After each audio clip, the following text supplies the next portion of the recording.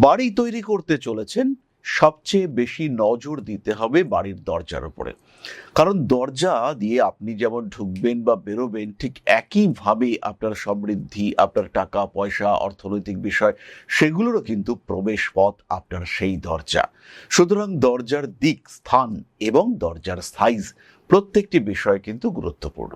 উত্তর দিকেও একটা দরজা করেছেন, আর একটা দরজা করেছেন দক্ষিণ দিকে। উত্তর দিকের দরজার থেকে দক্ষিণ দিকের দরজাটি বড় হয়ে গিয়েছে। সেই ক্ষেত্রে কিন্তু আপনার বাড়িতে সমৃদ্ধি ধরে রাখা মুশকিল। উত্তর দিকের দরজা অর্থাৎ কুবেরের দিক থেকে যে টাকা পয়সা ঢুকবে, সেই টাকা পয়সাকে স্টেবিলিটি দেওয়ার জন্য দক্ষিণ দিককে অনেক বেশি স্ট্রং করতে হবে। দক্ষিণ দিক যদি স্ট্রং না হয়, সেখানেও আপনি দরজা রেখে দিয়েছেন এবং সেখান থেকে বাইরে যাওয়ার দরজা অর্থাৎ ঘরের বাইরে লাগোয়া একটা উঠোন আছে বা বাড়ির পেছনে একটা পুকুর আছে, সেই পুকুরের দিকে যাওয়ার দরজা আপনি রেখেছেন। সেখানে কিন্তু সর্বনাশের বীজ আপনি নিজেই বপন করেছেন। এই ধরনের দরজা আপনাকে সমস্যায় ফেলবেই।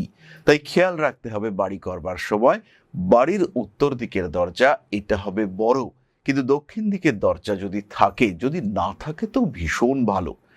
যদি দক্ষিণ দিকেও একটি দরজা রাখতে আপনি বাধ্য হলেন, সিচুয়েশনটা এমনই, দরজাটা রাখতে হলো, সেই ক্ষেত্রে সেই দরজাটি হবে ছোট।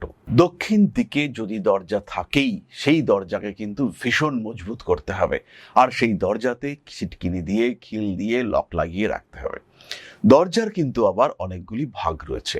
প্রত্যেকটি দিকে, প্রত্যেকটি ক্ষেত্রে আমরা দরজা রাখতে পারি না। খেয়াল রাখতে হবে দক্ষিণ শুরু হচ্ছে এবং দক্ষিণ শেষ হচ্ছে, এর মধ্যে দরজার 8টি ভাগ রয়েছে। এই 8টি ভাগের মধ্যে সবকটি ভাগ কিন্তু পজিটিভ নয়। কোথায় কোথায় দরজা রাখা যেতে পারে সেটাও কিন্তু বাস্তুসম্মতভাবে ঠিক করতে হবে। আপনাদেরকে খেয়াল রাখতে হবে S3 S4 মোটামুটি দরজা রাখা যেতে পারে, কিন্তু এই S3 S4 এটা বেশিরভাগ মানুষই ভুল করেন। এটি কিন্তু শুরু হয় দক্ষিণ পূর্ব দিক থেকে। এই গন্ডগোলটা করে ফেলে বহু মানুষ সমস্যা সৃষ্টি করেন। আরও একটি বিষয় খেয়াল রাখতে হয় বাড়ি তৈরি করবার সময়।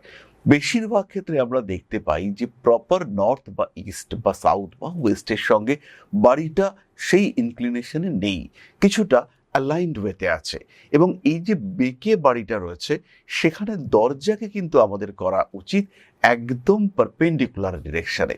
অর্থাৎ দক্ষিণ মানে দক্ষিণ দিকে দরজা, উত্তর মানে উত্তর দিকে দরজা, পশ্চিম মানে পশ্চিম দিকে দরজা।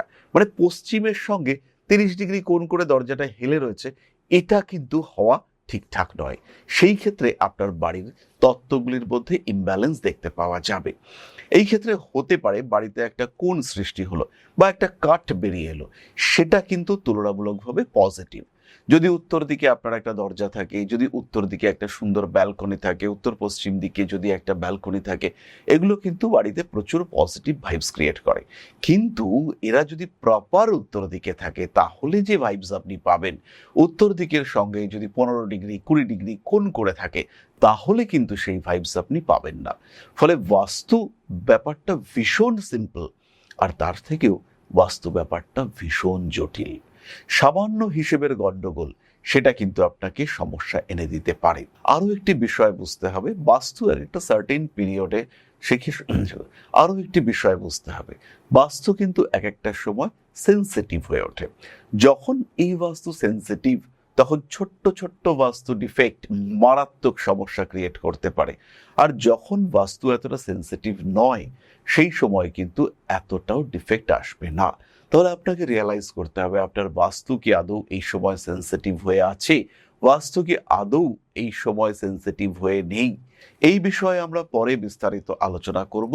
তবে তার আগে আপনি নিজের বাস্তুতে যান, ব্রহ্মস্থান খুঁজে বার করুন এবং সঠিক দরজার অবস্থান তাদেরকে আইডেন্টিফাই করুন এবং বাস্তু আরেকটু পজিটিভ করে তুলবার চেষ্টা করুন।